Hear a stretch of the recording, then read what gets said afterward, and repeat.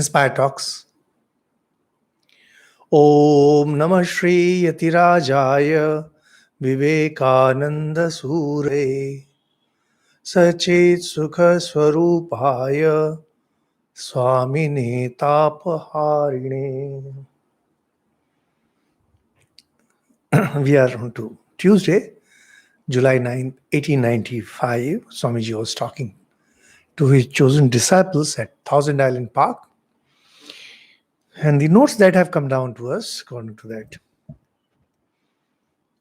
man as Atman is really free. As man is bound, changed by every physical condition. Today I was having a look at the section that we are going to discuss today. And in the first 8-10 sentences, I came across 4 ideas that need to be elaborated. It is so deep, so deep. Whenever I see Inspire Talks, and in fact, most of the work of Swamiji, my mind goes back to how a good work is created. How do you write books? Many people discuss creativity. Many people want to be creative. And this reminds me of George Bernard Shaw. George Bernard Shaw is such a great playwright. Although he wrote some novels and they are terrible, not worth reading. But his plays are really masterpieces. Once one of his friends sent him a story idea. And Bernard Shaw was very happy and he wrote back to his friend, "I'm so grateful to you that you sent me this wonderful story idea. And I have used a whole paragraph for it."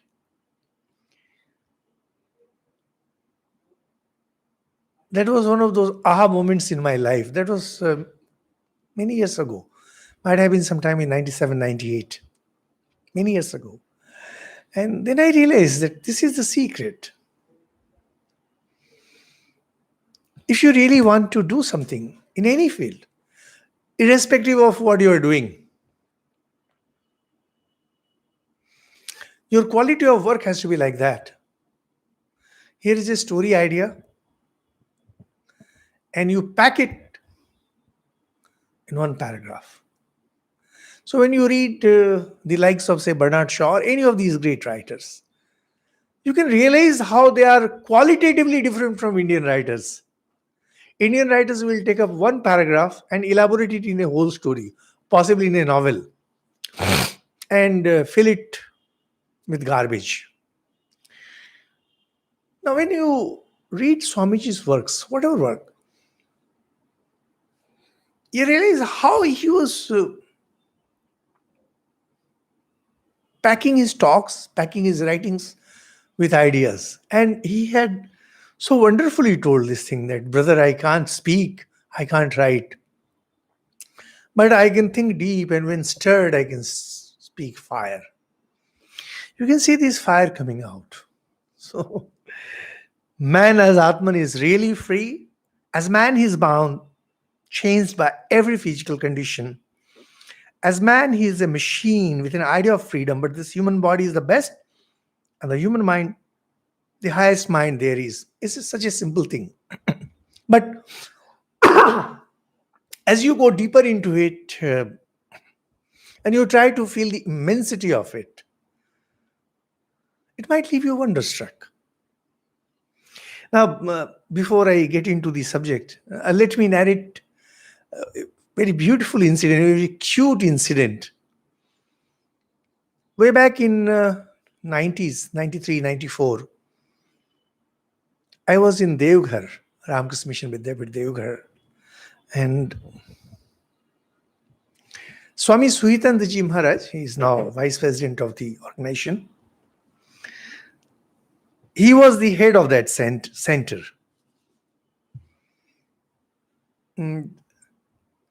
I had been to South India once, and I knew what route to take and what trains to take. And that was a time when India was still very poor. So usually people traveled sleeper class. The privileged people traveled sleeper class. And there was worse. AC was out of question and flight was out of question because there was no money in the country, and money started flowing in after that. Now, Suhitanji had never been to South India, although he was a pretty senior monk. So he thought of going on a pilgrimage and visiting all the places. So I gave him a clear idea how to go. He was very happy about it. And he and another senior monk, both of them went. Now even in those days, he was a respected monk. So wherever he went, the local center arranged for his movements, car and all. Although in those days, car was a luxury, but Suhitananji, being a respected monk, senior monk, head of a center. So after 20 days, 25 days, or maybe a month, it was summertime, he came back. He returned. So naturally, I was excited. I asked, how was the trip? Idea being, I had given you the plan, the blueprint, how to go. Did it work out very well? That was my idea. And overall, how was the trip? He just laughed and commented, feeling happy to be back and to be able to walk. See, Devghar has a huge campus, and every day, morning and evening, he used to make a round of the entire campus. He's still pretty lean. In those days, he used to be far more lean and fit. So that way, he kept an eye on the entire campus, what was happening where. And you could set your clock by where exactly he was at a particular moment of time. If you saw him, that he's here, that means it's something like this. If it's morning, this time, it's afternoon, evening, it's around 4:30. So you can say that now this is the time. So he told in Bengali, Hete Bachilam. Hete Bachilam. Now see, he was traveling for a month, going by train, car. And he was not able to walk. Something that was in his regular practice. And once he was back, and he was happy to be back. Happy to be back. Why? So that he could walk freely. Now, this incident made a very lasting impression in my mind. That see, we all have our own ideas of happiness. Normally, I have some friends, they keep complaining that they want to run away and go to the Himalayas. But why? Why exactly you want to go to the Himalayas? What exactly is there that you love? So now generally we have this idea that if we go to this place, if we go to that place, we will see new sights, we will meet new people, or we will meet old friends, things like that. So naturally when he goes to South India, and someone who is going to South India for the first time from the north, you'll feel so excited about lots of things. Such huge temples, such wonderful people, and such strong Hindu culture, and ocean, ocean, and ocean. India being a peninsula, as you go down, ocean comes nearer. When you are in Jharkhand and Bihar, Devghar is in Jharkhand now. Earlier it was in Bihar. You are far away from the ocean. Nothing. He was happy that he was back and able to walk. Exactly this is what Swamiji is talking here. Those of you who might have taken a ride on the giant wheel, Ferris wheel. And nowadays we have roller coasters, and Disney people, they have made such a huge art and science of roller coasters. Once you sit in that, you are locked. particularly the roller coasters. Sometimes you are going up, sometimes you are going down, sometimes you are going down, and sometimes you are turned upside down. Lots of things are happening, and you can do nothing about it. Sometimes you enjoy, and sometimes you're so scared. Once, when I was a kid, I took a ride on one of these giant wheels. So when I was going up, I was feeling happy, and when I was coming down, that loss of gravity, it made me cry like anything, and I was so scared, so scared. After some years, when I was in college, I thought that that fear might have gone. I tried doing that, and same problem was there. You feel so scared when you're falling. It's a free fall, and we human beings, we don't like to fall down.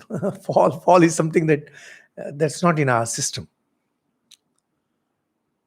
Now, think of this Suitanji story, which is really very interesting, because if you apply your mind, you can find hundreds of such examples, like people going to the space, those who are in space in racing car, or simply when you are traveling by train. You know that you are locked into it. When you are flying from one spot to another, you're locked into it. You can do nothing about it, and you have a limited freedom. When you are flying, when you take a flight, you have limited freedom, but also you have the idea of complete freedom. Once you reach the destination, once you come out of the airport, you can walk free. Man as Atman is really free. As man, he is bound, changed by every physical condition. So we now have this COVID 19. It has changed us. It has put the fear of death in us. It is forcing us to maintain social distance. It is making us depressive, making us lonely. Lots of things. And today, one of my brother monks at Belur Math, he told me, what is God doing?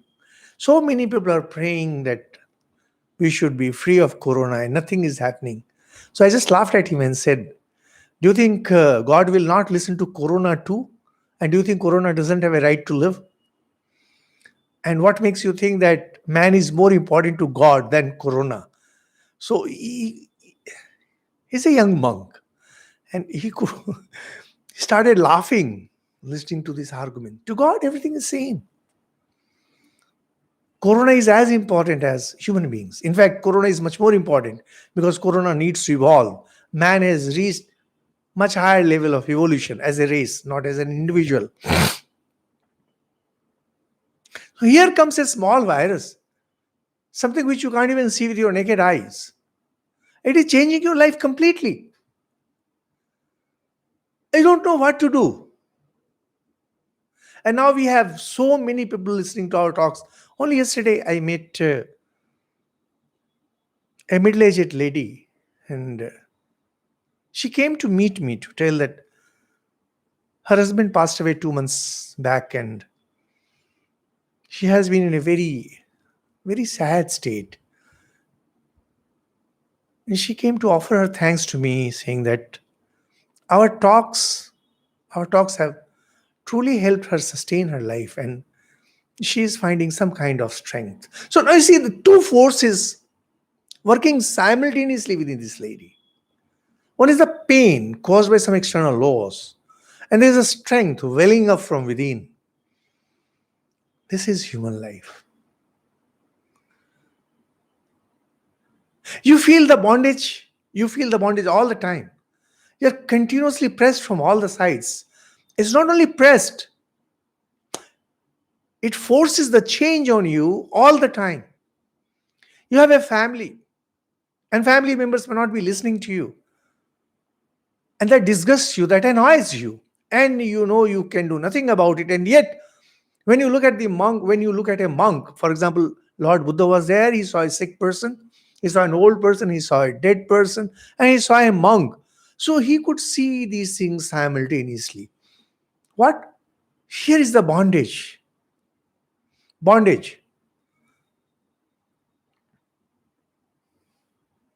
through which a life cycles a person, and there is that freedom, joy of the free.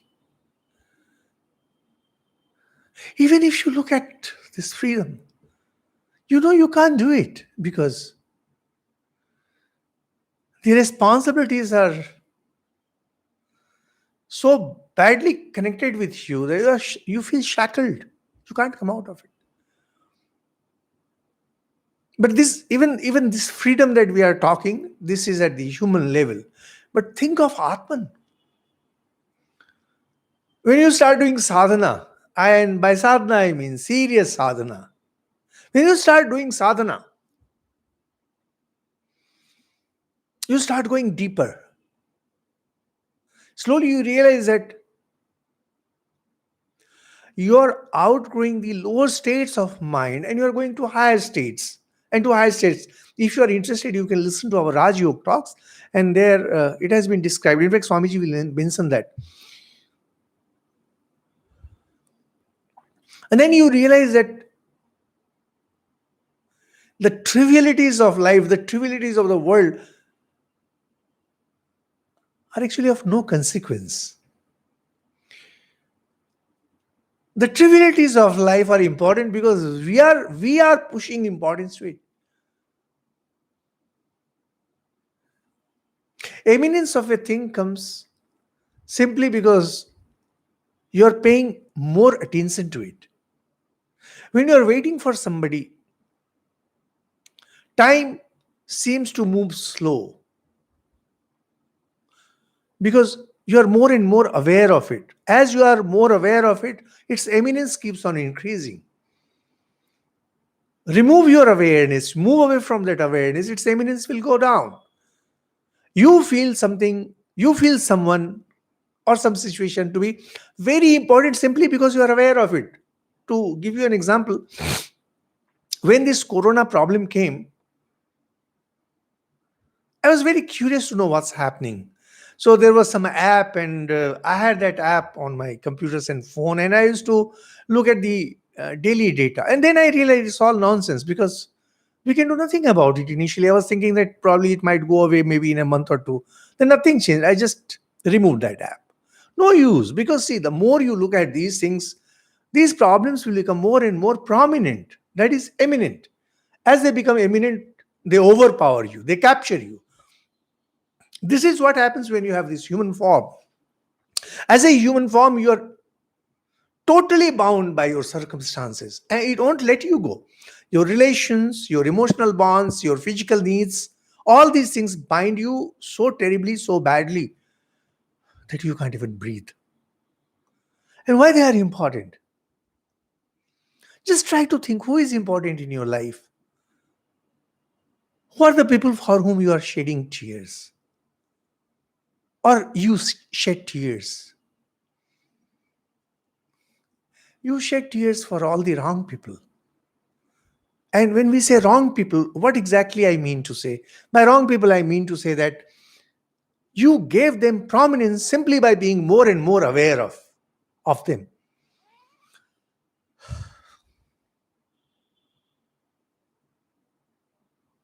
If you start looking at something, for example, those of you who have handled kids know that if the kids are committing mischief, you just need to look at them. Keep looking at them, they will stop doing whatever they are doing.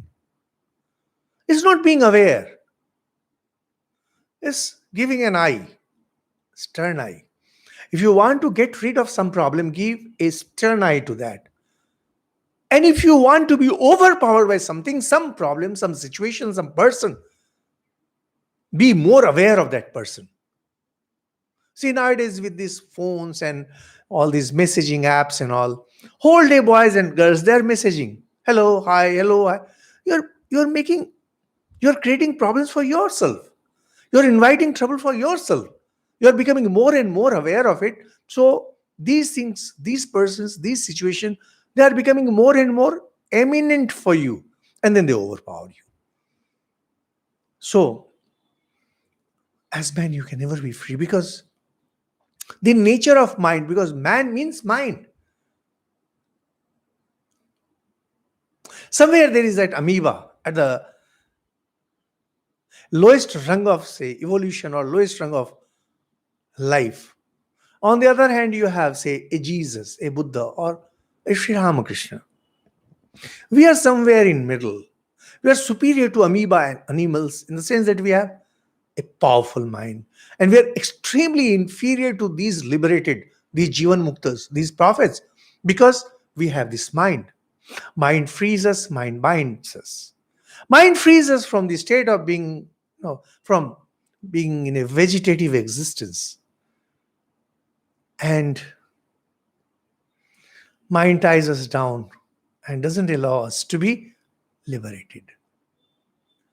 But when you have these ideals, like any of these liberated persons whom we respect, whom we revere, and whom we idolize, then that sense of freedom is always there.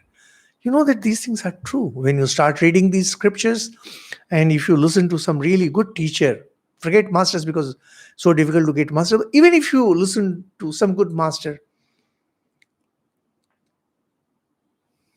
if you're lucky enough, if you have good karma within you, you will start realizing that, oh my God, these are all true. And when you start feeling that, oh God, these are all true, suddenly that sense of freedom, that yes, these are all true, starts sipping in, sipping in. It starts percolating within you.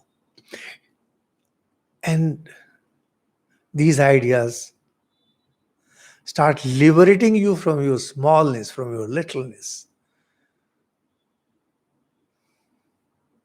If you make efforts, it might even pull you up forever. So, as man, we are never free. This is this idea Swamiji repeats in Raj Yoga, where whenever there is mind, wherever there is mind, the individual who is having that mind is bound by its limits. It's something like traveling by car, traveling by plane, traveling by train, traveling in a spaceship, or whatever examples you can think of. As a machine, as a man, he's a machine with an idea of freedom, but this human body is the best, and the human mind, the highest mind there is. Swamiji has discussed at many places that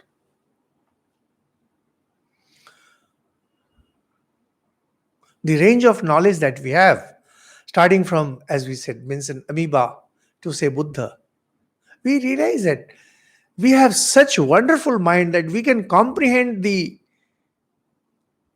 insentience. We can also comprehend the sentience, and we can get in, even if that be a faint idea of pure consciousness.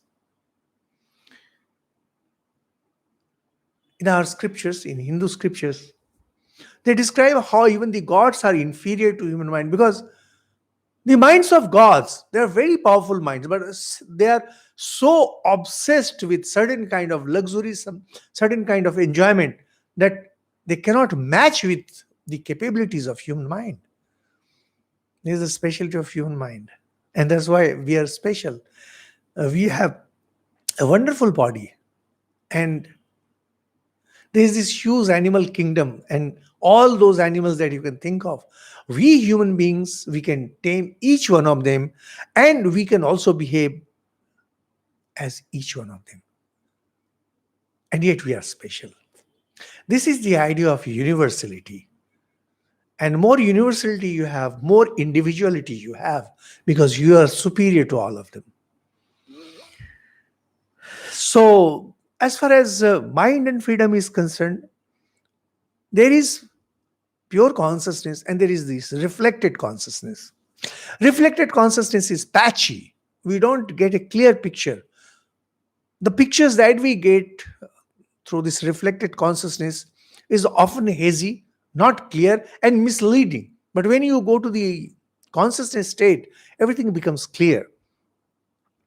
Now, if you think deeply, you don't even have to think deeply. If you just try to think how mind gets its power, you will realize that mind cannot be free. Mind cannot have light of its own. Just not possible. In Raj Yoga, we have discussed in detail why this is not possible. So mind must be getting its light from somewhere. And if you can just think of identifying yourself with that light, what would be your state of existence? You'll be free. You'll be powerful. When a man attains to the Atman state, he can take a body, making it to suit himself, his ever law. Law, Swamiji somehow talked about law a lot. Law basically means drawing a pattern.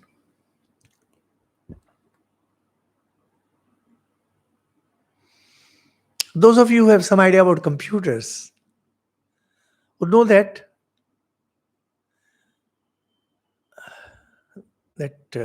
computer screens and mobile screens use lots of mathematics to present things to us the way they come. One of them is Fourier series. Fourier series is something very special about mathematics, where, just to put things simply, instead of keeping things in 0, 0, 0, 0 format, for example, there is 100 or 1000, it becomes 10 to the power 2, 10 to the power 3, and from there you start using that power 2, power 3, etc. And from there, you make use of patterns based on Fourier series. So when we click a photograph, say on a mobile phone, it makes use of Fourier series, and instead of noting all the details, it just utilizes Fourier series to present the picture, whatever we get. So actually, in digital photography, particularly in mobile phone, you can never get a very good picture because it takes help of certain patterns. The way we see things, that is not how a mobile phone sees, because if mobile phone starts seeing it that way, it will not have enough memory even for one single photograph. Those of you who understand a bit of computer would realize that once a picture is broken into bytes, 0101, and if 64 byte is used, just one picture is enough to consume its entire memory. So instead of doing that, it uses Fourier series in the power of this exponent, and from there using it in the log format, etc. Our mind is exactly like that. Just like a mobile phone, our mind has extremely limited capability. And because we have limited capability, we cannot take in everything. For example, when you come across two different things, even of the same species. So here is Mr. A coming to me, and here is Mr. B coming to me. Mr. A is a separate personality and B is separate personality. Now, if I want to remember everything about A and B, my mind will not be able to take that. It's just not possible. So I generalize. Now, when you generalize, you are making use of something like Fourier series. Not exactly Fourier series. It's something like that. You make a pattern out of it. And once you make a pattern out of it, you use certain kind of classification that makes it extremely easy for you to remember things. But when you pigeonhole like that, when you start using this kind of exponential factors, there's a problem that there will always be difference between generalization and particular. Very often when we have differences, we fall out from our close ones, from our friends. And I've been very famous for that. Extremely famous for losing friends, left and right.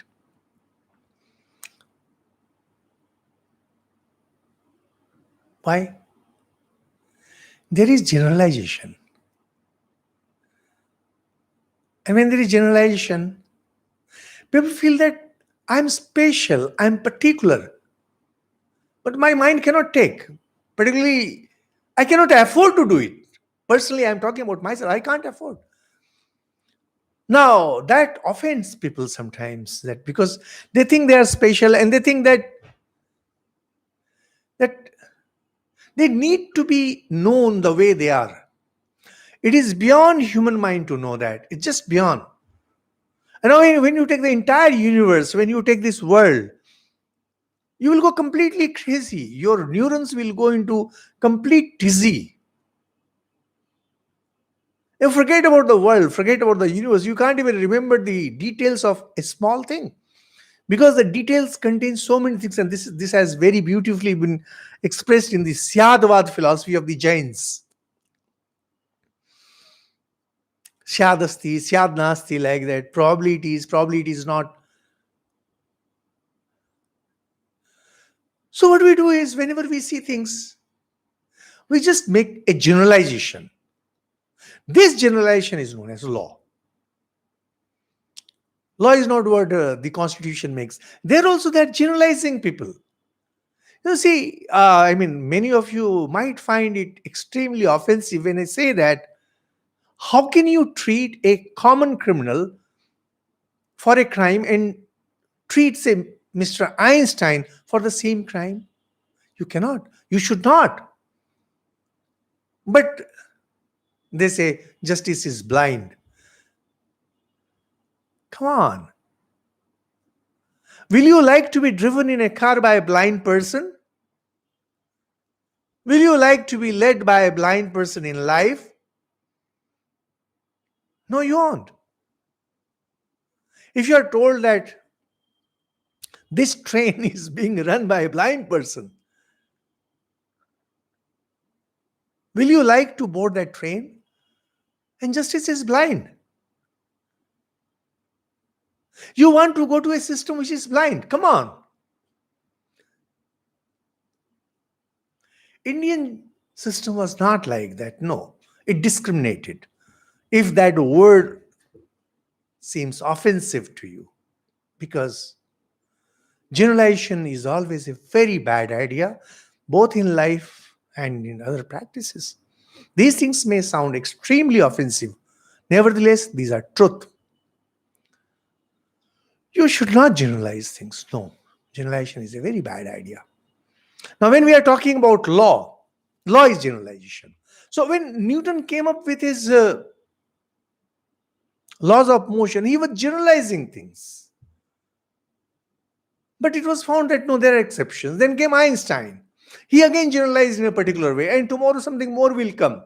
And then he will come with a better generalization. So every time we are talking about law, it is generalization.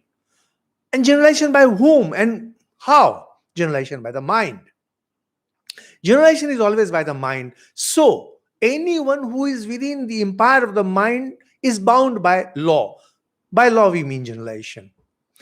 You are bound by your generalization, and you are also bound by my generalization, and the generalization by the society, generalization by the constitution, generalization by the criminal law. The generalization, you're completely bound. You cannot do this, you cannot do it. Very often people come to me and say, why we must do it?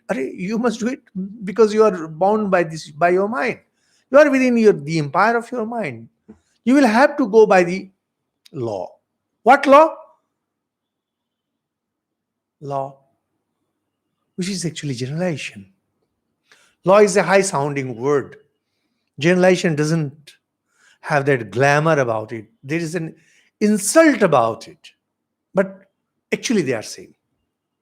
Now when we have Hammurabi's code of conduct or law, and we have law from this religion and that religion, and we even have law from, say, Buddha, what are they? They belong to the realm of mind. They cannot take you to freedom. They can help you attain some kind of perfection, in the sense they might make you a better person, but cannot take you to freedom. It's just beyond them. Because every law is generalization. And generalization means that it will tie you down. Generalization means that it cannot take care of your special nature, your special character. So, one of the generalizations that we know of, where nature also behaves that way. Prakriti, the sum total of nature, sum total of forces, works exactly in that same way. It doesn't care for the individuals. It cares for the general. It cares for the masses. Generalization says that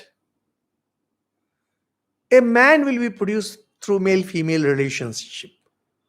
And if the society advances, there might be cloning or might be other methods. There was this great author, Aldous Huxley. He wrote beautifully, he described Brave New World. And Brave New World was actually truly a brave new world, because it is considered to be one of the first science fictions, and not first science fiction, because H.G. Wells was writing. H.G. Wells books, 20,000 Leagues Under the Sea and things like that. They were science fictions. But Aldous Huxley's work was real science fiction, in the sense he thought of a society where science would have developed so much that babies could be made absolutely tailor made. What kind of person you want, so that will be tailor made.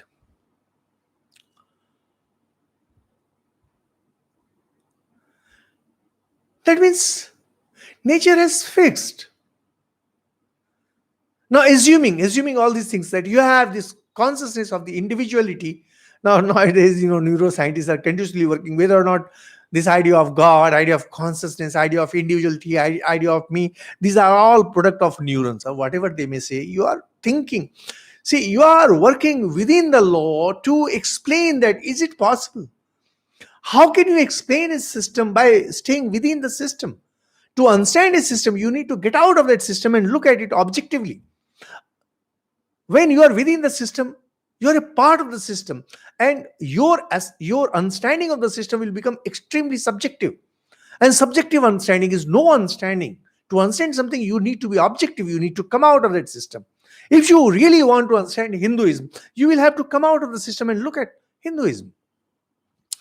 This is what Gödel, the famous mathematician, said in his second theorem, that you cannot have this consistency. That means, if you want to prove correctness of a system and consistency, both are not possible, you need to come out of the system. He proved it logically, mathematically. But as far as body is concerned, apart from these mythological stories, we don't know of such people. Of course, yoga talks about kaya view, where a yogi can have those things. But right now, we are not discussing this. Under normal conditions, when we are discussing, we know how a human body is formed. So you are following a law. You are following a generalization. But generalization doesn't mean that there will be no exceptions. Generalization always means that there will be exceptions. And this exception comes only when you go beyond this law. Exception means going beyond the law. You don't have to follow law. If you look at any society's constitution, any society's social laws, and any society's criminal laws, you will see that the powerful, the truly powerful, they just pose as if they are following law. They don't follow law. Law is meant for the weak. It is through those laws that the weak are exploited everywhere. The truly powerful, they just have a semblance of practicing the law. They never. Something similar happens as far as human body is concerned.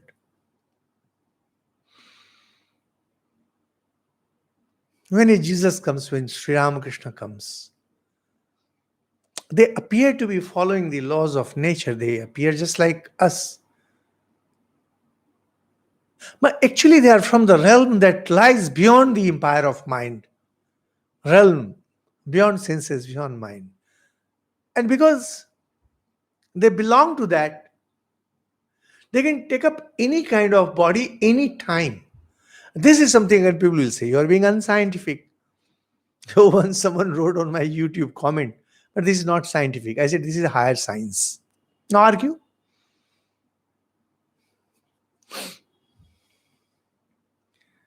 Now, what makes you think that the present science knows everything? Do you know, I'll tell you something very funny, very interesting. In 1969, when Neil Armstrong went to the moon, reached the moon, our brilliant scientists, and when I use the term brilliant, I'm not praising them. These brilliant scientists, enlightened scientists, they kept on predicting the future. And what was their prediction? About how we are going to colonize moon, what is going to happen, how the space travel will be, how this, how that. And if you just look at the newspapers and articles of that period, 1972, for next, say, maybe 7, 8, 10 years, the scientists went on predicting the future. Nothing, not a single thing came out true. Not a single thing. Not a single thing. So much so about the science. Not a single person predicted computers. Not a single person predicted internet. Not a single person predicted WhatsApp.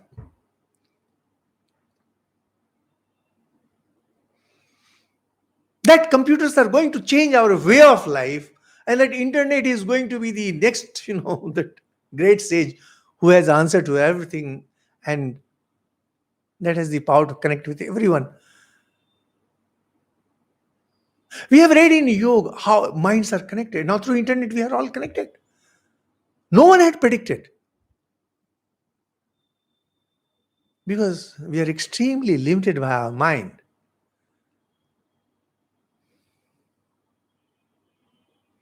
Once you reach that state where you have gone beyond this mind, you can take up any mind. The present science will not accept that. They will not even, they will laugh at you. They will laugh at this, simply scoff at such ideas. But these are basic facts. You don't understand things. Science does not understand things. And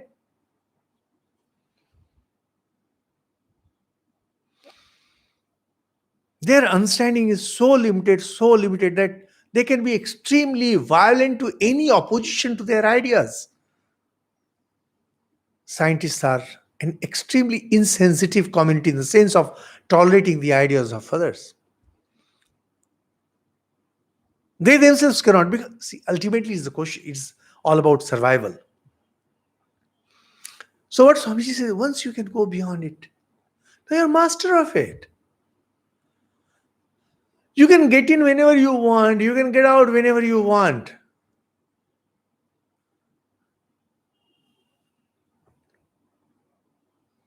When you were studying at a school, when you were in classroom, you did not have the permission to roam around. You did not have the permission to come out of the class. After the class hours, when the school was closed, you could just go anywhere, move around, come out.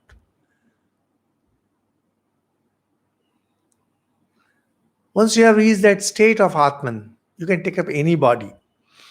He can take a body, making it to suit himself is above law. These are the real powerful person who are above law.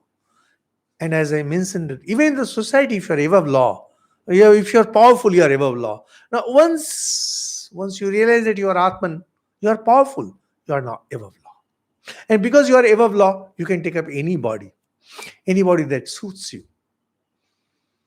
And that's why our mythological stories have God becoming a fish, God becoming a boar, because the situation demanded that God take up that body. Some silly people say that it's all about evolution. And tomorrow, if some new theory comes, these people will explain mythologies through that. It's a simple thing. It's the power of God, and God will take up any body that suits the situation. This is a statement that must be proved. Now, here comes the problem. This is the amazing insight of Swamiji, amazing understanding of Swamiji, that your mythology may go on talking about these things. Your yoga philosophy may go on talking about it. Who is going to believe? No one is going to believe. You need to prove it. Unless you prove it, it doesn't make any sense. Because these things cannot be proved. People are not going to believe it. And even if you show it to people, they will think that this is magic. Unfortunately, as Swamiji has very beautifully said, and that's why I keep telling people whom I know, you must read inspired talks. If you want to understand spirituality, if you want to understand true spirituality, you need to read inspired talks. You must make it your daily habit of reading inspired talks. Each one must prove it for himself. We may satisfy ourselves, but we cannot satisfy another. This is the great problem with spirituality, that spiritual experiences, spiritual realizations, spiritual powers, they're so personal because that power comes to mind. You can't even convey to others because we can understand, we can appreciate only what we already know.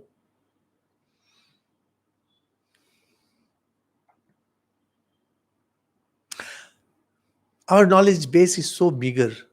Our We are such puny little creatures that every time we have such great thoughts coming to us, we are not ready to believe. Our minds fail.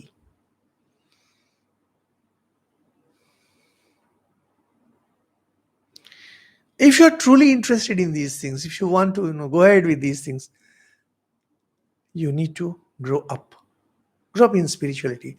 You will have your experiences, you will have your understanding. As you have your experiences, as you have your understanding, you realize what is the truth. And that is why philosophies like Sankhya Darshan, philosophies like Yog Darshan, and even say religion like Christianity, they have become extremely successful because they focus a lot on the individual aspect. As far as Vedanta is concerned, Vedanta realizes there is only one, there is no two. Now, under normal conditions, we cannot understand it. It's so really so difficult because it's so subtle that we cannot understand it. And since we cannot understand, we cannot even appreciate it. The only way to verify this truth is you have to attain realization yourself. Once you attain realization yourself, you will know the truth and you will not be able to tell anyone else.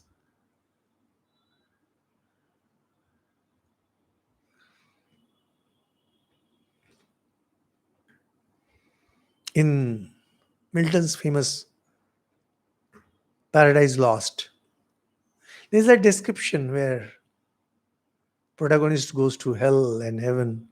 He says, I must go back and tell others. Who will believe you? No one is going to believe you. Your experiences are purely your experiences. Even Sri Ramakrishna, who has been the most vocal about his spiritual experiences, there are occasions, if you study gospel, you will see that he whispers and things he taught to persons like, say, Swami Vivekananda and his other disciples. He used to look around, see if there is anyone else, and then he used to close the door, lock the door. Others were not ready for it. So this is another very important point. We may satisfy ourselves, but we cannot satisfy another. Raj Yoga is the only science of religion that can be demonstrated. Only what I myself have proved by experience do I teach. Now here comes assertion by Swami Vivekananda, where he says that Raj Yoga is that science. If you have interest, you can listen to Raj Yoga talks. It's continuing in Bengali. It's already completed. Raj Yoga is science, where it very clearly says that you practice it, you will attain it. And then Swamiji says that only what I myself have proved by experience do I teach. This is massive. This is really truly massive. To be a successful teacher, you must know that this is true. Most teachers, they talk of what they have read, what they have tried to understand in their own way. The limitations of their mind gets reflected in their teachings. Not Swamiji. He has experienced and he's talking. So his words are true. And that is why those words make a massive impact. The full ripeness of reason is intuition, but intuition cannot antagonize reason. Probably we will use this as caption. See, we human beings, Swamiji is discussing human beings, we work at two levels, action and thinking. Of course, speaking is there. Now, speaking is one of those states where both are combined, where there is thinking, there is also action. Action of speaking. And because you are thinking, so those thoughts are coming out through your words. So, for a while, let us get rid of this speaking. Let us focus only on action and thinking. Now, once in one of our previous talks, we were mentioning that once you become very good at doing something, you are not even conscious of it. This is known as automaton. For example, those of you who have been staying at some place for a very long time, in the same house or some place, you may be talking to someone.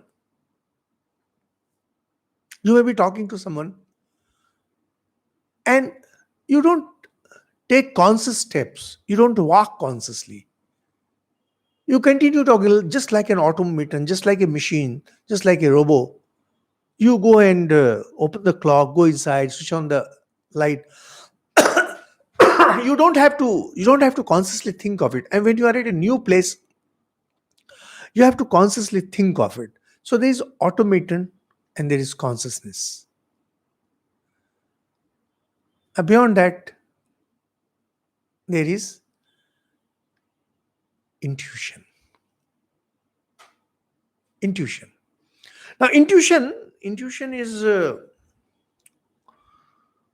very interesting word in the sense that intuition can be applied to action. Intuition can also be applied to the mind.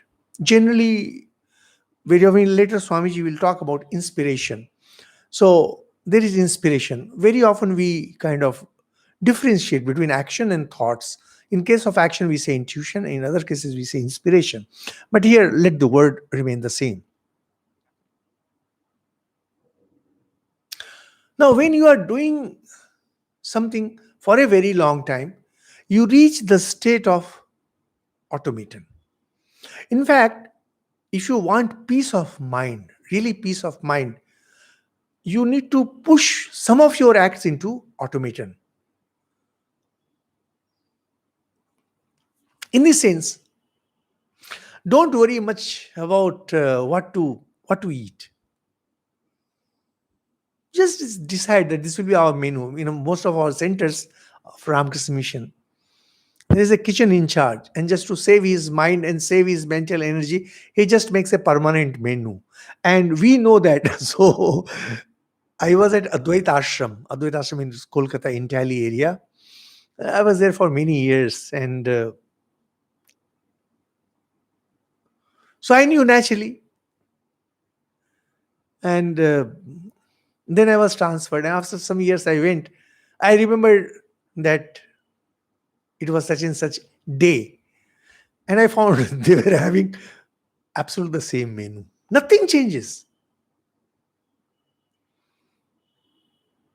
Belur Math. Belur Math has so many monks, and they have so many different kinds of rituals. What kind of pulse they are going to use? Lentils. That is fixed. On Monday you will have this. On Tuesday you will have this. Fixed. So they don't have to apply their mind to such trivials.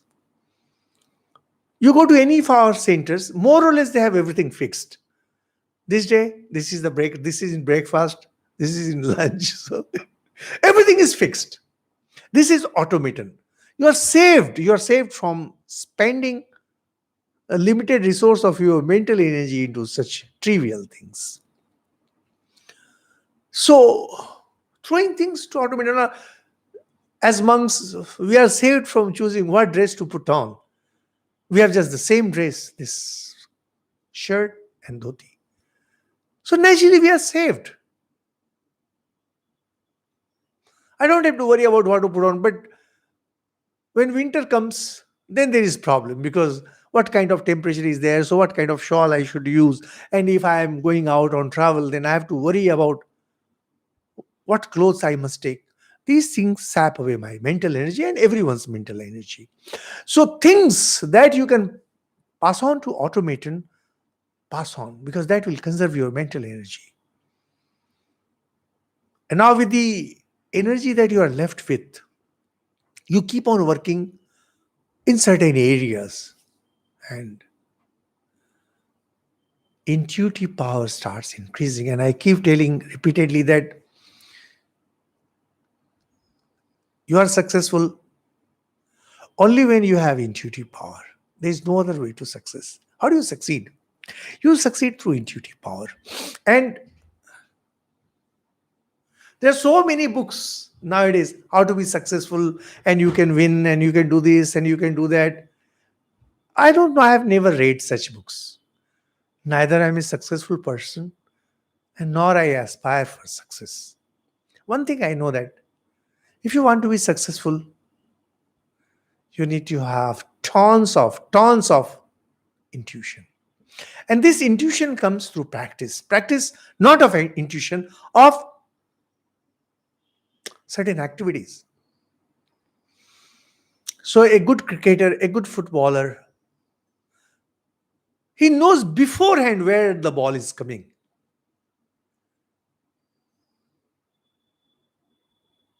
Now when it comes to mind,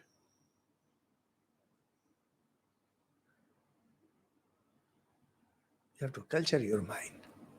You have to go on thinking deep. You have to let it fly free. Then comes intuitive power. You can see things well in advance. Now, when I say see in advance, I don't mean those yogic powers, I mean simple intuitive power. Personally, I have massive intuitive powers about persons. Whenever I interact with somebody, within 5 minutes, I know what kind of person he is or she is and what is going to happen. And there have been many occasions when people ask me, how could you say this?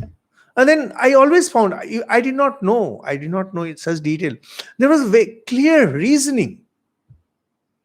Now I can go on telling.